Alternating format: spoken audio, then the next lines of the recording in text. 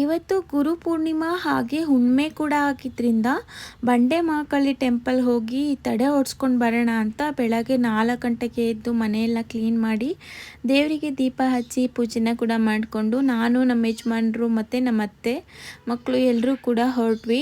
5:30 ಅಷ್ಟರಲ್ಲೆಲ್ಲ temple reach ಆದ್ವಿ. But ತುಂಬಾ crowd ಇದ್ರು. ತಡೆ ಹೊಡ್ಸ್ಕೊಂಡು ಅಮ್ಮನವ್ರ ದರ್ಶನ ಮಾಡಿಕೊಂಡು ಒಂದು 6:30 7 ಅಷ್ಟರಲ್ಲಿ ಆಚೆ ಬಂದ್ವಿ. ನಾನು ತುಂಬ ಸರಿ ಬಂದಿದ್ದೀನಿ, ಬಟ್ ಇಷ್ಟು ಬೇಗ ಯಾವತ್ತೂ ಬಂದಿರಲಿಲ್ಲ.